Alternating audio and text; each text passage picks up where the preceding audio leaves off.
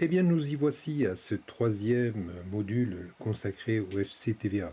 Alors aujourd'hui, ça va être une étape un peu particulière puisque dans la mesure où nos propres collectivités locales vont avoir des difficultés pour avoir un FCTVA correct, eh bien, pourquoi ne pas faire acte de vraiment de vigilance et de voir si éventuellement on ne peut pas bénéficier d'un dispositif un peu plus avantageux. Alors, en disant ça, je suis bien conscient que vous n'aurez pas tout entre vos mains, mais au moins, éventuellement, ça peut peut-être servir de, je cherche le mot de route de secours quand tout va mal. Allez, on y va.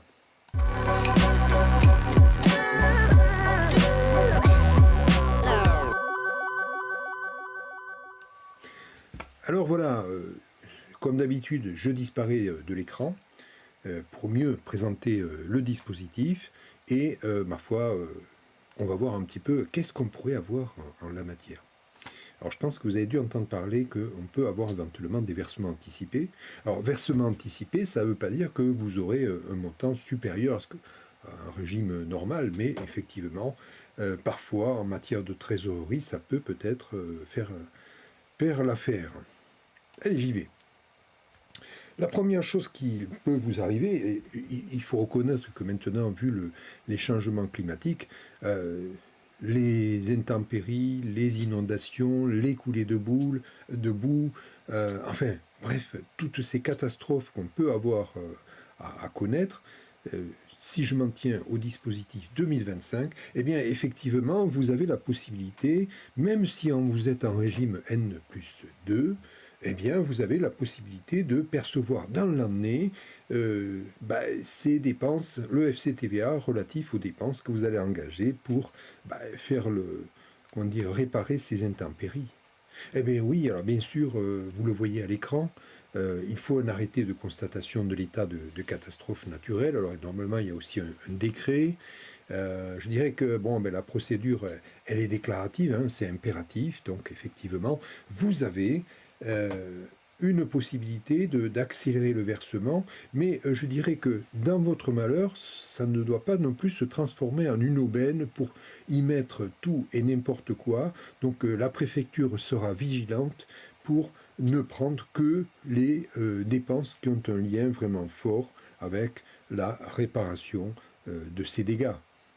Alors, certes, vous avez cette première possibilité. Alors, même si ce n'est plus le cas, on peut éventuellement rappeler qu'à l'occasion des événements liés à la mort de ce jeune qui s'appelait Naël, à l'époque, vous aviez eu des déprédations.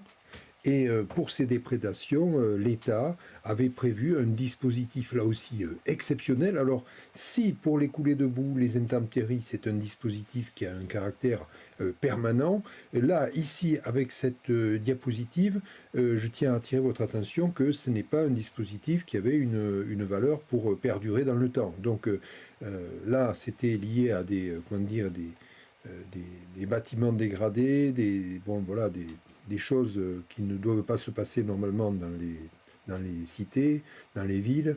Je dirais que donc effectivement, il n'est pas exclu à l'avenir, si d'aventure de tels événements viennent à se reproduire, que l'État vote là aussi un dispositif particulier. Donc là, je le précise bien, ce dispositif est né, mais il est aussi terminé. Mais on ne sait jamais. Alors, ceci étant, nous allons vers des difficultés budgétaires pour certains d'entre nous, et je dirais qu'il n'est pas exclu finalement de demander une avance à la préfecture si vous avez des difficultés budgétaires. Alors je dirais que vous pouvez demander jusqu'à 70% du montant. Donc effectivement, qui dit avance ne veut pas dire supplément de versement. Donc ça veut dire en clair que ce sera un avaloir. C'est sur dossier, donc il faut le déposer, cette demande, à la préfecture. Vous pouvez y aller dès le mois de janvier, donc je dirais que, si vous faites ce genre de dépôt de dossier, je pense que plus en amont, je pense qu'une bonne et franche discussion en conseil municipal n'est pas à exclure éventuellement. Ça permettra, si vous voulez, d'anticiper, je dirais, un effet de trésorerie le plus favorable possible. Donc vous avez une avance, alors ça peut aller jusqu'à 70%, qu'on soit bien clair. Il y a quand même un travail d'appréciation de la part du préfet, et donc ça peut aller jusqu'à 70%, comme ça peut aller jusqu'à moins. Je dirais qu'il y a tout un dossier avec bien évidemment un argumentaire à déposer, et cet argumentaire sera apprécié différemment suivant le préfet. Alors je vous ai mis dans la diapositive que vous aurez en définitive deux arrêtés de versement, donc un premier qui pourra aller jusqu'à 70% du montant prévisionnel, et bien sûr un deuxième arrêté pour le solde. Alors ce premier arrêté pourra s'affranchir du calendrier prévu normalement pour le versement du FCTVA, donc à voir un petit peu comment ça va se passer. Alors c'est vrai que le projet de loi de finances 2026 n'avait pas l'intention de bouleverser ce dispositif, dans la mesure où on ne sait pas très bien où on va, puisque là, le projet de loi de finances 2026 n'a pas été adopté par l'Assemblée nationale. On va voir un petit peu comment on va aller. Mais bon, pour l'instant, ça ne fait pas l'objet d'une remise en cause. Des reversements. Alors, s'il y a des avances, il y a possibilité de reversement. Ça, par contre, c'est, je dirais, un peu un aspect qui est pas forcément positif, mais bon, voilà. Il y a des cas où, effectivement, si vous avez perçu du FCTVA et que vous étiez au départ, lors de l'investissement, sur une optique d'activité non assujettie à la TVA, et que par la suite vous décidiez finalement de vous assujettir à la TVA, oui, effectivement, on va avoir assisté justement à ce reversement. Il y a un deuxième cas de figure que vous connaissez un peu mieux, pour certains d'entre vous, lorsque vous vendez, si je vends par exemple un véhicule, je revends un ordinateur pour lequel j'avais bénéficié de FCTVA en son temps, bon, effectivement, ça générera des reversements de FCTVA si vous n'êtes pas dans la durée minimale de rétention de ce genre de biens. Oui, alors il y a reversement si par hasard, au dernier cas de figure que vous voyez à l'écran, un trop perçu des avances de 70%, bon, effectivement, le préfet a été généreux, mais finalement, après le recalcul, on s'aperçoit qu'on vous a trop donné. Bon, effectivement, à un moment donné, il va falloir remettre les pendules à zéro, et donc vous ne pourrez pas faire l'économie de ce genre de régularisation. Alors, je voudrais, prendre en compte les cas où votre activité est assujettie à la TVA. Alors, en principe, j'ai bien dit, vous n'avez pas droit à du FCTVA. On peut se retrouver parfois avec des biens que vous avez achetés à un moment donné, et en définitive, vous pouvez avoir un FCTVA qui vous a été attribué pour la surface qui est occupée pour des services qui ne sont pas assujettis à la TVA, et donc qui sont éligibles au fonds. Ouais, bien sûr, on a des activités mixtes, activités administratives, activités industrielles et commerciales, donc effectivement, il va falloir se poser la question si on peut dissocier, oui ou non, ces espaces, ces activités qui servent d'appui pour ces deux types d'activités. Je dirais qu'il y a des fois des équipements mixtes. Alors, pour toute fin utile, je vous ai laissé ce que j'appellerais l'article du Code général des impôts. Vous le retrouverez notamment à l'article 207 bis du CGI. Donc, ce sont des dispositions qu'il va falloir valider. Moi, je ne peux que vous inciter pratiquement à aller demander un véritable rescrit auprès de la DGFiP pour avoir une vérité et qui s'imposera à l'administration. Alors, c'est vrai qu'on n'y pense pas forcément lorsqu'on achète ce genre d'équipement, mais à l'avenir, je pense que pour sécuriser votre FCTVA, il sera bon d'avoir ce genre de réaction. Pour les délégations de services publics, dont je pense notamment les affermages, les concessions, qui auraient une date de naissance antérieure à 2016, eh bien, vous avez encore la possibilité de conserver une procédure qui s'appelle le transfert de droit à déduction. C'est quoi cet animal? Eh bien, normalement, si vous êtes dans ce cas-là, vous avez la possibilité d'acheter un bien TTC. Par une opération budgétaire d'ordre, vous avez la possibilité de réduire la TVA sur le bien qui a été acheté TTC. Pourquoi je vais faire ça? Eh bien, pour me permettre de constater une véritable créance que j'aurai sur le titulaire de cette DSP, et cette créance vous permettra de récupérer la TVA à 100% sur le délégataire de service public. Je rappelle que cette disposition, vous avez donc un compte qui est prévu pour ça, c'est le compte 2762 et qui s'appelle créance sur transfert de droit à déduction. Donc si ce compte est ouvert donc en créance au compte 2762 dans un chapitre 041, donc chapitre pour ordre budgétaire, au moment où vous allez encaisser cette créance auprès de votre délégataire de service public, je vais y arriver, ce sera par contre un chapitre 27 réel où vous allez encaisser ce montant. Donc effectivement, si vous récupérez la TVA via un transfert de droit à déduction, ça ferme la porte automatiquement au FCTVA. Je ne vous cache pas que ça a quand même un caractère beaucoup plus favorable. Favorable parce qu'effectivement, vous récupérez quasiment de suite ce montant de TVA et pour un montant à 100%. Donc il y a vraiment un double avantage là-dedans. Alors, je vais aborder une partie bien particulière, les subventions. Par subvention, je voudrais parler notamment les dépenses que vous allez constater sur le chapitre 204.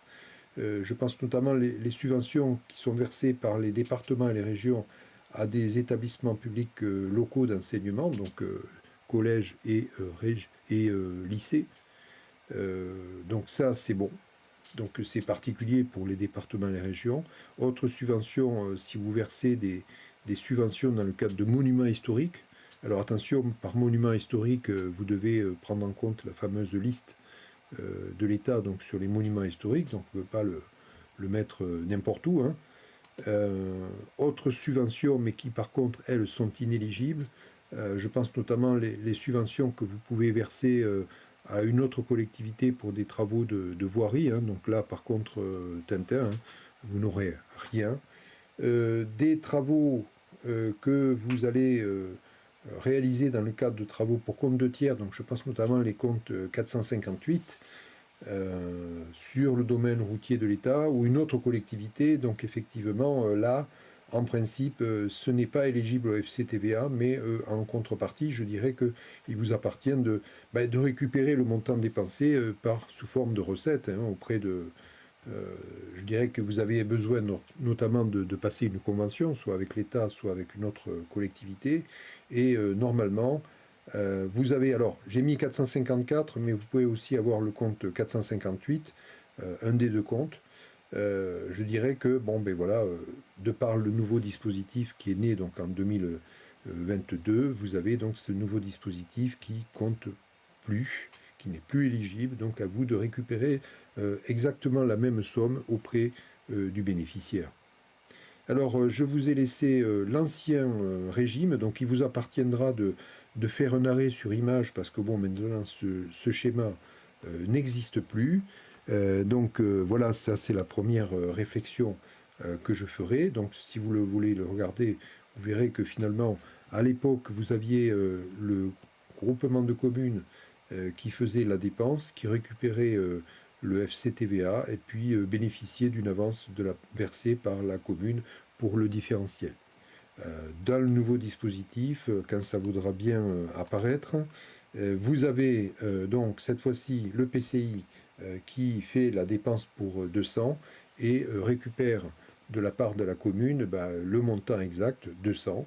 Donc il appartient après à la commune de récupérer le FCTVA qui va avec. Donc ce n'est plus le PCI qui perçoit le FCTVA, donc il est désintéressé par le paiement opéré par la commune. Alors vous notez que c'est fait le paiement sur un compte 238 et le jour où les travaux sont terminés, eh bien, il appartiendra à la commune d'intégrer ces travaux du compte 238 vers le compte 21 correspondant, donc dépenses définitives.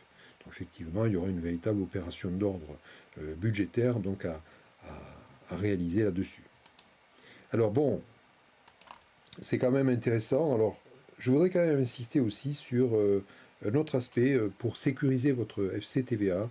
Je veux parler des paramétrages que vous avez sur Helios.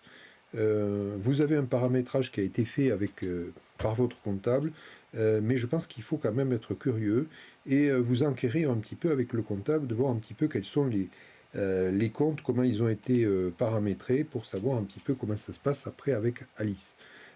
Vous avez peut-être des dépenses qui sont régulièrement rejetées par Alice, et ça doit attirer votre attention année après année, parce qu'en définitive, c'est pas votre faute, c'est peut-être pas la faute du comptable, mais finalement, il y a bien quelqu'un qui a paramétré les dépenses que vous présentez et qui les exclut pour une raison qui peut nous échapper. Donc, je voudrais, par la diapositive suivante, eh bien, vous donner un petit peu des précisions sur ce qu'on doit trouver dans Helios. Alors, normalement, vous avez que 3 situations que j'ai coloriées donc de façon différente dans cette diapositive. 3 situations qui vont reprendre. On est affaire à une dépense, un article budgétaire qui n'est pas soumis, qui n'est pas assujetti à la TVA. Donc, auquel cas, vous verrez en vert, alors je l'ai mis en vert, la rubrique aucune dans la colonne gestion de la TVA. Si, par contre, c'est exactement l'inverse, vous avez affaire à une dépense qui est assujettie à la TVA, eh bien, vous verrez dans la colonne gestion de la TVA la mention niveau budget call. Et si par hasard vous avez une activité assujettie à la TVA dans le cadre d'un secteur, dans le budget principal, eh bien, vous verrez une rubrique qui s'appellera, une mention qui s'appellera niveau service dans la colonne gestion de la TVA. Donc c'est à vous de vraiment de faire un peu une sorte d'inquisition pour voir un petit peu avec votre comptable comment sont décrites dans Helios ces différentes dépenses. Donc c'est tout un travail en partenariat avec eux pour voir si éventuellement vous êtes vraiment bien placé. Alors, il est possible que votre collectivité fasse ce qu'on appelle des achats intracommunautaires. Donc en clair, vous allez fournir à un fournisseur communautaire votre numéro de TVA intracommunautaire. Alors c'est l'occasion de rappeler que chaque budget de votre collectivité doit être normalement doté d'un numéro de TVA intracommunautaire, donc à vous de vérifier. Alors si ce n'est pas le cas, exigez-le pour chaque budget un numéro de TVA. Ceci étant, normalement, pour un achat intracommunautaire, vous aurez non pas un mandat, mais deux. Un hors taxe vers le fournisseur communautaire et un mandat pour la DGFiP pour vous acquitter de la TVA. Normalement, quand on paye un fournisseur français, c'est le fournisseur français qui est chargé de collecter la TVA. Mais dans ce cas bien particulier de TVA intracommunautaire, c'est le client, donc nous, qui sommes obligés de mandater la TVA vers la DGFiP si vous êtes livré en France, ce qui sera le cas normalement. Donc voilà, donc c'est à vous là aussi de créer un code particulier pour pouvoir donc avoir la TVA qui soit réintégrée pour pouvoir vous permettre de bénéficier du FCTVA. Donc là aussi, c'est quand même important de le rappeler. Il y a aussi des cas où finalement, vous pouvez avoir des activités qui sont ce qu'on appelle en franchise en base. Alors je rappelle que le montant 2025 est toujours fixé à 37 500 euros exactement hors taxe, chiffre d'affaires hors taxe annuel. Donc là aussi, si vous êtes dans ce paramétrage-là, vous devez avoir donc une rubrique qui s'appelle donc sans TVA. Je rappelle les dispositions du Code général des impôts, donc c'est l'article 293B du CGI, et je rappelle normalement que vous êtes dans un secteur, donc en clair, vous devez établir une facture avec la mention franchise en base, article 293B du CGI. Donc ça, c'est vraiment quelque chose que Voilà, quoi. Donc, il y a des choses quand même qui sont à apparaître. Donc, voilà. Euh, que dire? Voilà le paramétrage donc, que je laisserai. Vous ferez un arrêt sur image. Donc, ce schéma résume un peu les situations que vous allez pouvoir retrouver sur Helios. Voilà un petit peu les rubriques, les remarques que je voulais faire apparaître.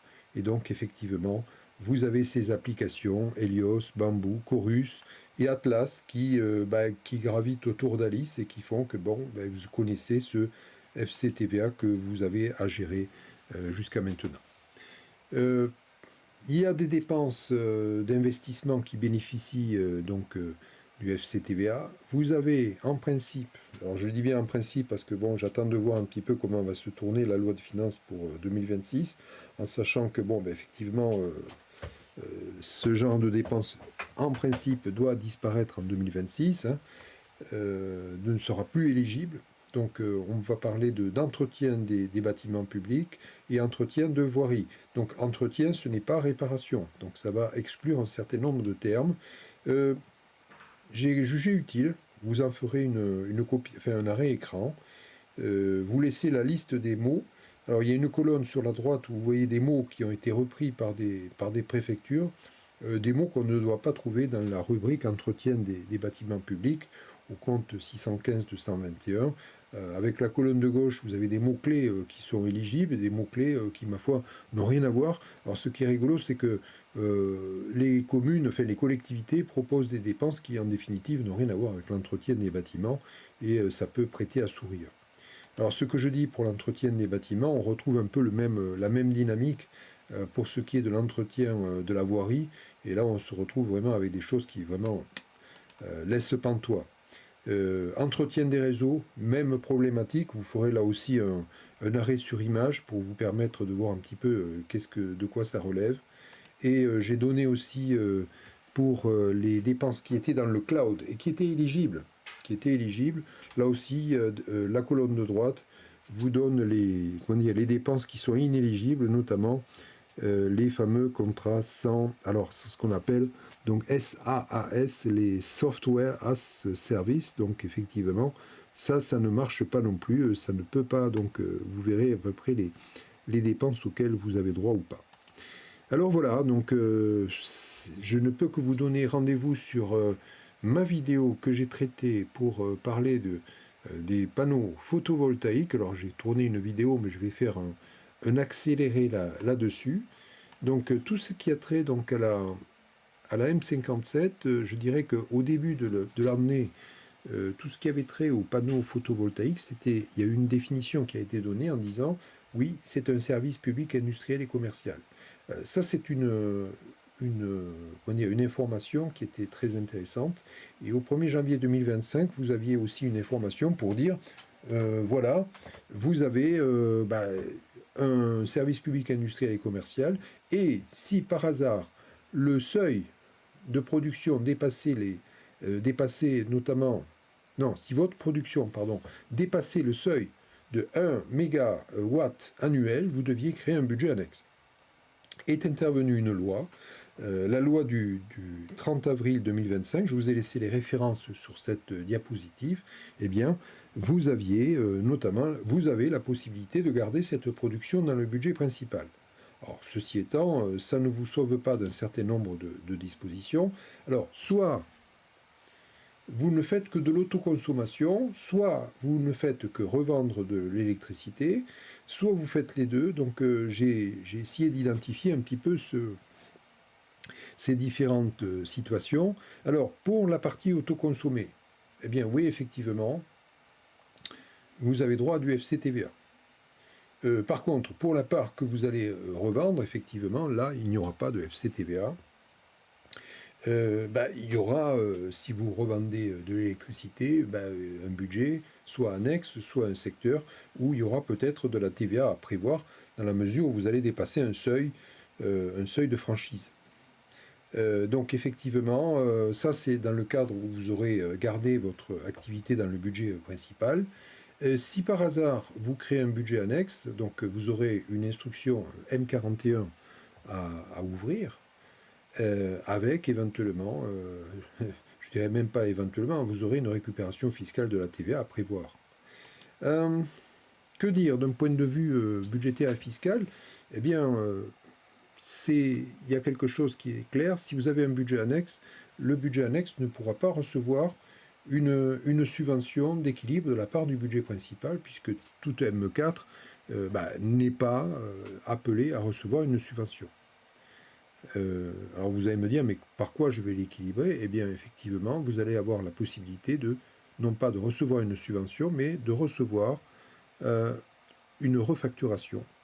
Et en définitive, vous allez avoir ce qu'on appelle une livraison à soi-même. En clair, vous allez refacturer au budget principal la part d'électricité que vous avez produite et qui n'a pas été finalement consommée à l'extérieur, par exemple chez EDF ou autres producteurs d'électricité. Donc je vous ai laissé ici les comptes qui seront appelés. Donc dans le budget principal, vous aurez une dépense avec le compte 606,12. Et dans le budget annexe, vous aurez une recette au compte 70,18, autres ventes. Donc en clair, le budget annexe va vendre l'électricité qui ne sera pas consommée par le budget principal. Donc en fait, il y aura une véritable refacturation. J'ai mis dans le dernier paragraphe la possibilité, et je pense qu'elle y sera, de devoir collecter la TVA si vous dépassez le seuil de franchise. Donc effectivement, votre budget annexe devra collecter la TVA auprès du budget principal si vous dépassez ce seuil d'autoconsommation.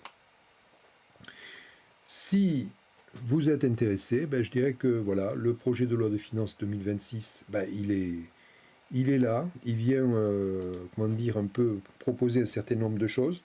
Je ne sais pas s'il va être adopté, mais au moins il faut être au courant de ce qui va se passer. C'est proposer la suppression de l'éligibilité des dépenses de fonctionnement. 2, on va changer le calendrier de remboursement du FCTVA pour les EPCI. 3, la possibilité d'avoir une éligibilité pour les concessions d'aménagement. Et puis 4, on va parler des simplifications d'avance de FCTVA. Alors voilà, donc j'y viens pour chacun de ces 4 points. Le premier, c'est, je n'ai fait qu'un copier-coller là-dessus. C'est clair, le PLF va prévoir dès 2026 finalement l'impossibilité de récupérer du FCTVA sur des dépenses d'entretien de voirie, maintenance des bâtiments publics, l'entretien des réseaux, les dépenses informatiques. Tout ce que je viens de vous présenter en définitive devrait générer 200 millions d'économies pour l'État. Je dirais qu'il y a une suppression qui est rétroactive. Donc si vous étiez sur un schéma N plus 2, N plus 1, c'est perdu, c'est carrément perdu. Et pour les collectivités EPCI qui avaient droit à un remboursement FCTVA, je dirais que vous n'en sortez pas trop mal, puisque finalement, vous avez eu le FCTVA en 2025, et comme vous n'aviez pas encore engagé de dépenses sur 2026, je dirais que là, au moins, vous ne l'aurez plus. C'est plus pour le futur. Pour les EPCI, attendez-vous à une année blanche, donc 2026. Vous aviez normalement un remboursement au trimestre. Eh bien, ce remboursement se fera avec un décalage N plus 1. Je dirais que, effectivement, l'année 2026 correspondra à une année blanche pour ce qui est de la perception du FCTVA auquel vous deviez vous attendre. Donc, le remboursement se fera en 2027. Donc, ça, c'est je dirais pas un acquis, mais c'est la proposition de l'État. Alors, troisième possibilité, troisième plutôt volet de ce projet de loi de finances, une éligibilité si vous êtes dans des concessions d'aménagement, donc c'est nouveau. Je dirais que, on ne va financer que des équipements publics, donc attention, il faudra faire une distinction entre les deux, bâtiments publics, bâtiments privés. Et bien sûr, le droit à l'éligibilité ne se fera que dans le cadre d'une intégration, donc pas tout de suite. Et enfin, dernier point, là je dirais que on en avait parlé du FCTVA, des avances de FCTVA, si vous avez une catastrophe naturelle, eh bien je dirais qu'il y a un dispositif qui va être simplifié pour les collectivités locales. Alors le problème c'est que Je dirais que ce dispositif, cette simplification n'est pas précisée dans le projet de loi pour l'instant, puisque le projet de loi vous renvoie notamment vers des dispositifs réglementaires. Donc là, pour le moment, on est un peu sur notre fin là-dessus. Alors voilà, donc effectivement, vous avez ces différents éléments qui viennent en proposition devant le Parlement. Donc à voir comment ça va ressortir. Mais vous voyez à l'écran ici un problème que j'ai posé donc à mes stagiaires, donc par contre que je ne vous montrerai pas. Et donc effectivement, voilà comment se termine ma présentation de notre dispositif de FCTVA à prévoir pour l'année 2026. C'est très problématique et si je n'avais qu'un bon conseil à vous donner, ne prévoyez rien pour votre FCTVA 2026, donc c'est vraiment rien, zéro pointé. Tout au plus, il y aura des queues de remboursement pour ce qui n'aurait pas encore été versé pour 2025, qui devait être versé, qui aura un petit retard, et 2026 pour l'investissement des EPCI. Donc vous avez compris qu'il y aura aussi rien. Donc pour vous, EPCI, c'est vraiment l'année noire, puisqu'il y aura zéro FCTVA, que ce soit en fonctionnement ou en investissement. Et pour les autres collectivités, ben, je dirais que là, par contre, il n'y aura pas de changement à prévoir en dehors de ça. Voilà. Bonne continuation, et puis donc à très bientôt.